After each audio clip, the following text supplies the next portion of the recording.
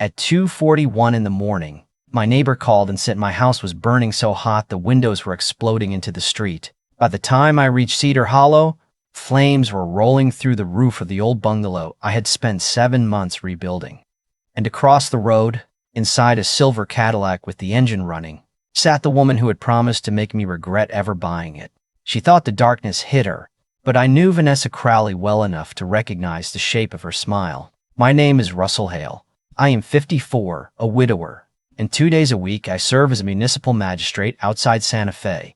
The rest of the week, I restore old houses. I started after my wife, June, died from leukemia 4 years ago. Because grief is strange, it made me crawl under 100-year-old floors with a flashlight in my teeth just to feel useful. During treatment, June watched families sleep in hospital chairs because they could not afford a place nearby. Before she died, she made me promise we would create a home where patients and caregivers could stay without rent, without shame, just a quiet place to breathe. So when I found a 1916 prairie bungalow in Cedar Hollow, with a deep porch, oak trim, and stained glass windows the color of honey, I bought it. Then Vanessa arrived. I heard her shoes before I saw her. Hard little taps coming up the walkway, like a woodpecker with a law degree. She wore white slacks, a red blazer, and sunglasses large enough to receive satellite television. She carried a leather folder and a ruler. She pointed at a stack of salvaged lumber. This cannot remain visible from the street. I smiled. It is going inside in 10 minutes. And it has been visible 9 minutes too long. She handed me a $200 violation and introduced herself as president of the Cedar Hollow Residential Association, 5th consecutive term. I explained the permits and told her what the house would become. Transitional housing, she said, for sick people, for families receiving medical treatment. I corrected. She looked past me into the house. This neighborhood has worked very hard to maintain a certain image. There was the real sentence hiding behind the polite one. I kept my voice calm. The image will include restored woodwork and people trying to survive. I think the neighborhood can handle it. She smiled without warmth. We will see. Over the next month, I received 11 violations. My work van was the wrong class of vehicle. My porch light was too warm. My temporary dumpster was visible from an angle that required standing in my neighbor's rose bushes. One letter claimed my front door stain was unapproved, even though the door was covered in plastic. I compared notes with other homeowners. A retired mechanic named Owen parked 2 trucks in his driveway every night and never got a warning. A board member had a bright blue mailbox, while I was fine because mine was not charcoal black. Vanessa was not enforcing rules. She was selecting targets. Then the sabotage started. 6 boxes of custom tile were smashed behind the house. Somebody poured sand into my generator. The repairman looked at me and said, "Nobody does this by accident." I filed reports, photographed everything, and kept working. Vanessa wanted anger, because angry people make mistakes, and mistakes look excellent in official letters. I had spent 17 years watching defendants ruin themselves because they could not tolerate 10 seconds of silence. I knew how to wait. The first real break came when a county inspector named Elise shut down my plumbing crew after receiving photos of illegal drain work. The pictures showed cracked pipes and open sewage lines, except none were from my house. Lewis studied the clean work site, then lowered his voice. "She has called us 4 times about you." That evening, I requested 18 months of association minutes, budgets, contracts, and insurance records. I expected pettiness. I found something better. Cedar Hollow was paying nearly $9,000 a month to a management company owned by Vanessa's brother, while comparable neighborhoods paid less than $3,000. There had been no bidding, no disclosure, and no recorded vote. I also found reimbursements for landscaping work that did not exist, tree removal on streets with no missing trees, irrigation repairs in a park with no irrigation system. Vanessa had counted on nobody looking. Then I discovered the board's liability insurance had expired 5 months earlier, leaving every director personally exposed if homeowners sued. I shared the documents with Owen and a retired nurse named Maribel. Both denied hardship waivers while board members quietly erased their own fines. At the next meeting, Maribel held up the expired policy. "Why are we paying more for management than for roads, insurance, and maintenance combined?" Vanessa's face tightened. "This is not the time for financial grandstanding."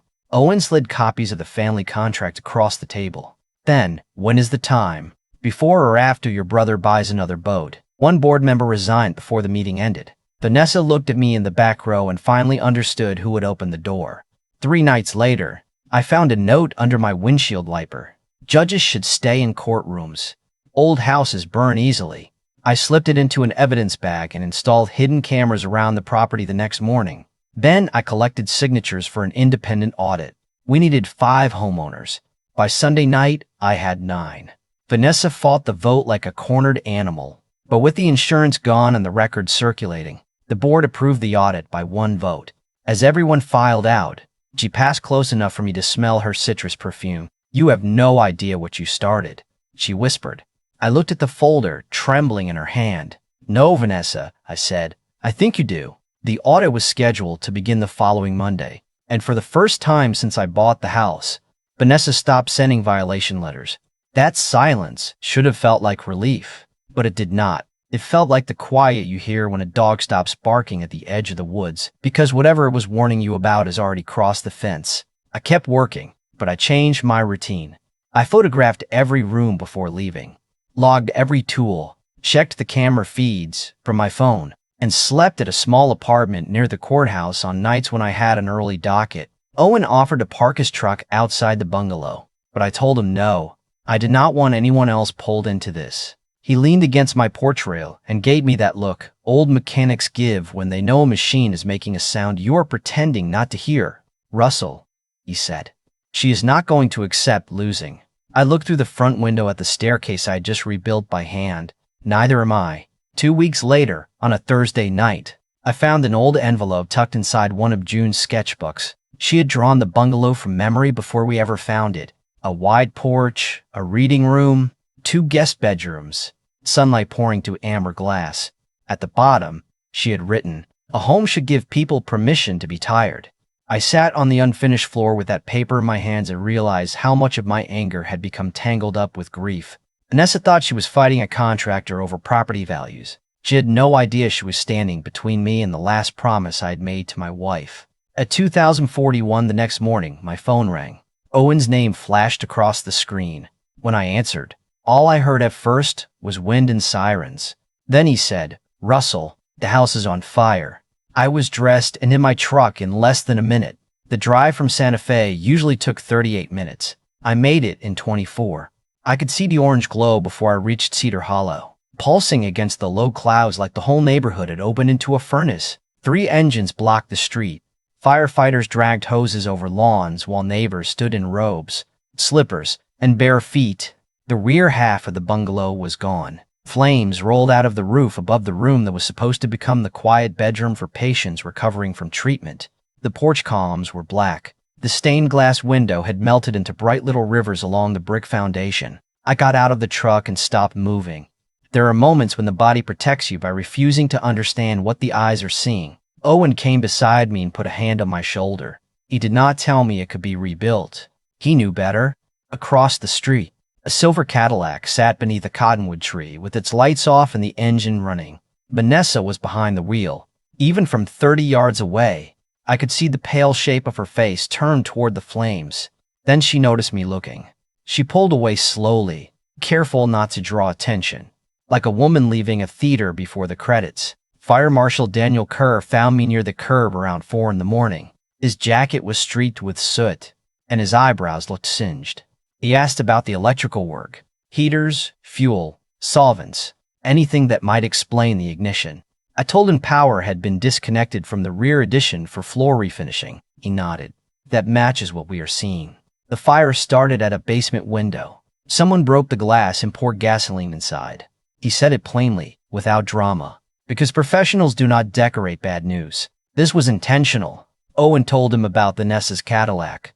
Another neighbor had seen a silver vehicle pass twice around 2 in the morning, but nobody had a plate number. Detective Lena Ortiz took over the investigation. She was in her late 40s, quiet, sharp-eyed, and impossible to impress. I gave her the violation letters, the threats, the sabotage reports, the audit petition, and the note about old houses burning easily. She spread everything across a conference table and studied it for nearly an hour. "The pattern is obvious," she finally said. "The evidence is not. Her husband says she was home asleep. The vehicle description is vague. The note has no fingerprints. A defense attorney would call this a neighborhood feud, and reasonable doubt would walk through the front door wearing expensive shoes. I hated that she was right. For 10 days, investigators interviewed residents, checked traffic cameras, and tested debris. Nothing tied Vanessa directly to the fire.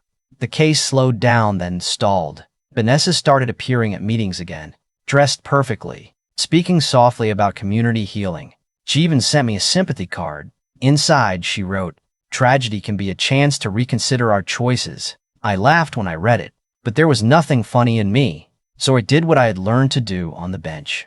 I stopped chasing the lie and waited for the liar to move.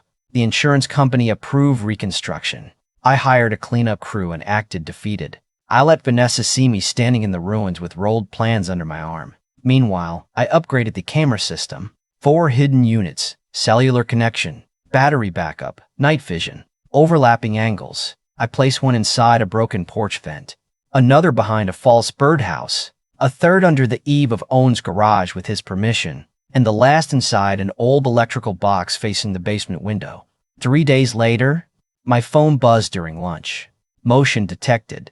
Vanessa walked onto the property at 2:16 in the afternoon wearing gardening gloves and a baseball cap. She moved through the burned rooms, took pictures, kicked apart a pile of ash, then bent down and picked up a section of melted copper pipe. She studied it for several seconds before slipping it into her tote bag. I watched the clip twice. Trespassing was one thing. Removing material from an active arson scene was another. I saved the footage in 3 places, but I did not send it yet. That may sound reckless, and maybe it was, but I knew people like Vanessa. Control was not something she wanted. It was something she needed, the way the rest of us need sleep. One visit would not satisfy her. Then the audit arrived. 61 pages. Prepared by a firm in Albuquerque with no connection to Cedar Hollow. I opened it in my courthouse office between traffic cases. Page 8 showed inflated management fees. Page 14 showed 46 invoices for landscaping and repairs that never happened. Page 22 showed payments from Vanessa's brother's company directly into an account controlled by Vanessa. Over 3 years, they had taken $153,000. Another $34,000 had been labeled consulting services, though nobody could explain what Vanessa had consulted on besides how to spell her own name on the check. The reserve fund should have contained nearly $200,000. It had $6,000 left. Then I reached the forged signatures. Any payment over $5,000 required approval from both the president and the treasurer. The treasurer, a soft-spoken accountant named Peter Novak, had supposedly signed 3 checks totaling $48,000. He had not. The auditor included a handwriting comparison so obvious that even a child could see the difference. I forwarded the report to every homeowner. By dinner, the neighborhood email chain looked like a riot conducted through punctuation. Peter filed a police report. 2 more board members resigned. Maribel organized a recall petition. Owen printed the fake invoices and taped them to the wall of his garage like wanted posters. At the emergency meeting, Vanessa arrived with an attorney and called the theft a bookkeeping misunderstanding. Maribel stood and asked, "Do misunderstandings usually buy your brother a fishing boat?" The room went silent. Vanessa pointed at me. "This is his doing. He's abused his position as a judge to intimidate this board." I stayed seated. I had not spoken once. That seemed to make her angrier. 4 nights later, 11 of us met in Owen's garage. I explained the 3 paths forward: civil recovery through a lawsuit, professional discipline through Vanessa's real estate license, and criminal referral for theft and forgery. Peter asked whether Vanessa could hide behind the association. No, I told him. Fiduciary duty makes board members personally responsible when they use the organization for private gain. Her house, vehicles, commissions, and accounts could all be reached. Owen smiled. Good. I always hated that Cadillac. Everyone laughed, and for a moment the fear loosened its grip. I still had not told him about the camera footage. I wanted Detective Ortiz to see Vanessa's next mistake, not just her first. Vanessa responded with a 4-page letter accusing me of organizing a witch hunt. She threatened a $500,000 defamation lawsuit and filed an anonymous complaint with the State Judicial Conduct Office. The language was almost identical to her letter, but proving authorship was another matter. My supervisor told me the complaint would probably be dismissed. It probably is not a comforting word when your career depends on public trust. Then someone left a note on my apartment door that said June would be ashamed of me. That one got through. I sat at my kitchen table for nearly an hour, staring at a photograph, asking whether I had crossed the line from justice into revenge. Around 9, Maribel knocked and walked in carrying chicken soup without waiting for permission. "You look terrible," she said. "I feel worse." She placed the soup in front of me. "Vanessa wants you tired enough to quit. June fought for years because she wanted this house to exist. Do not use her memory as an excuse to surrender it." The next morning, I sent the trespassing video to Detective Ortiz. She called within 40 minutes. "This changes things," she said. "Removing material from the scene could support evidence tampering, but I need context. We are going to bring her in for questioning. Do not contact her." I promised I would not. Vanessa contacted me. 3 evenings later, she appeared outside my apartment looking nothing like the woman who had measured dormant grass with a ruler. Her hair was unwashed. Her makeup had run beneath her eyes, and she kept glancing toward the stairwell. I stepped into the hallway, leaving the door almost closed behind me. A small camera clipped inside my shirt pocket was already recording. She took a trembling breath. "I will resign. My brother will repay most of the money. I will withdraw the lawsuit and the ethics complaint. In return, you tell the district attorney this has gone far enough." I stared at her. "You are asking a judge to interfere with a criminal investigation. You wanted this," she snapped. "You wanted to destroy me. I wanted an audit. You chose everything after that." Her face twisted. "Your insurance covered the house. Nobody died. It was supposed to scare you, not burn the whole place down." The hallway went completely still. Even Vanessa seemed to hear the words after they had already escaped. I kept my voice low. "You set the fire to scare me." She stepped back, eyes widening as she noticed a camera beneath my collar. And in that instant, the woman who had controlled Cedar Hollow for 5 years finally understood that she had just handed me the one thing no audit, witness, or investigator had been able to find. Vanessa reached for the camera, and I stepped back before her fingers touched my shirt. "Do not do that," I said. She froze, stared at the lens, then at me. And for the first time since I had known her, there was no speech prepared, no violation notice, no polished little threat waiting behind her teeth. There was only panic. "You tricked me," she whispered. "No," I said. "I listened to you." She ran for the stairwell, nearly losing one shoe on the landing, and disappeared through the metal door. I went inside, locked every bolt, copied the recording onto 3 drives, then called Detective Ortiz. Vanessa was arrested the next morning at her real estate office while showing a luxury home to a young couple. According to Ortiz, she kept telling the officers they were making a career-ending mistake, which is an interesting thing to say while being handcuffed for arson, evidence tampering, felony theft, forgery, trespassing, and attempting to influence a public official. Her bail was set at $90,000. She posted it using money from an account the audit team had not yet discovered, an emergency association fund containing almost $76,000. Peter noticed a withdrawal before lunch. By Friday, another theft charge had been added. Her husband moved out that same weekend. Her brother shut down the management company website and stopped answering calls. The local news ran the story at 6 that evening. They showed the burned bungalow, the fake invoices, and a still image from my camera showing Vanessa standing in the ashes with the copper pipe in her hand. Maribel spoke on behalf of the homeowners. She looked directly into the camera and said, "This was never about lawns or mailbox colors. It was about a woman who used fear to keep an entire neighborhood from looking at the books." I watched from my apartment with the sound low. I expected satisfaction. What I felt was exhaustion. The next week, I saw Vanessa's name on my traffic docket. She had been cited 2 months earlier for driving 89 in a 45 near an elementary school. For half a second, the irony felt almost too perfect. Then the judge in me took over. I disclosed the conflict and recused myself immediately. I was not going to give her attorney even one honest reason to call the process unfair. Another magistrate heard the case. Vanessa claimed her speedometer was broken. The officer was targeting her, and the school zone signs were confusing. The dash camera showed her passing a bus, throwing a cigarette from the window, and telling the officer that people like him worked for people like her. She was convicted, fined, ordered into a driver safety program, and given community service. As she left the courtroom, she saw me standing near the clerk's desk. "You ruined my life," she said. I looked at her for a moment. Vanessa, I asked for an audit. You burned down a house. She had no answer for that. The judicial complaint against me was dismissed 6 weeks later. The investigators found no evidence that I had used my office improperly, and plenty showing Vanessa had filed the complaint as retaliation. The association recalled the remaining board and elected Maribel president, Peter treasurer, and Owen to a maintenance committee he claimed he did not want but treated like a military command. Their first vote terminated Vanessa's brother's contract. The second hired an independent firm for $2,400 a month. The third reduced homeowner dues by 35%.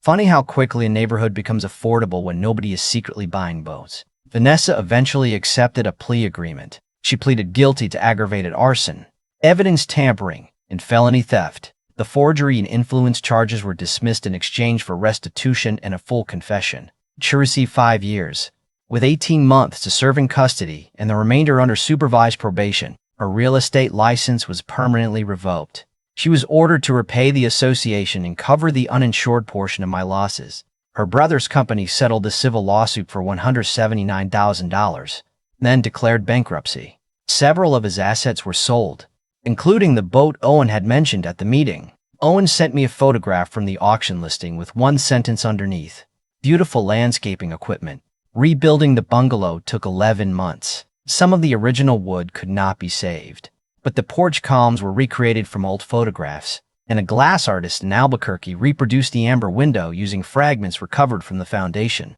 I kept one blackened piece of oak from the staircase, not as a reminder of Vanessa, but as proof that damaged things can still become part of something beautiful. On the day we finished, I mounted a brass plaque beside the front door. It read, "June's house restored for rest." The first family arrived 3 days later. A 36-year-old mother named Elena had completed treatment for lymphoma and needed somewhere to stay while rebuilding her life. She brought her father and her 8-year-old daughter, Sophie, who walked through the rooms asking whether every closet belonged to them. For a year, I told her. She looked up at me and said, "That is a very long sleepover." I laughed harder than I had in months. June would have loved her. The house slowly became more than transitional housing. Maribel started cooking Sunday dinners there. Owen taught Sophie how to repair a bicycle chain on the back porch. Peter helped Elena organize medical bills and insurance appeals. People who had spent years avoiding one another began sharing tools, food, rides, and bad coffee. The empty lot beside the association office became a community garden. Nobody measured the grass. With the restitution money, I created the small nonprofit in June's name to help cancer patients with temporary rent, accessibility repairs, and legal problems involving insurance. In the first year, we helped 12 families remain housed during treatment. At the first fundraising block party, Owen stood beside me watching children chase each other beneath strings of porch lights. "You ever think any of this happens without Vanessa?" he asked. I knew what he meant. Her cruelty had forced people to choose what kind of community they wanted to become. But I was not willing to call her necessary. Fire does not deserve credit because people rebuild after it. Still, that night, sitting on June's porch while laughter drifted through the open windows, I understood something I had missed during the worst of it. Justice was not the moment Vanessa was arrested, or the day she was sentenced, or even the day the neighborhood got its money back. Justice was Elena sleeping safely upstairs. It was Sophie leaving fingerprints on the new glass. It was a place built for fear, becoming a place where people could finally rest. So tell me honestly, did Vanessa deserve prison? Or did the community push too hard once the money was recovered? Where does accountability end and revenge begin? Drop your opinion in the comments. Share your worst HOA story. And subscribe if you believe the people who abuse power should never get the final word.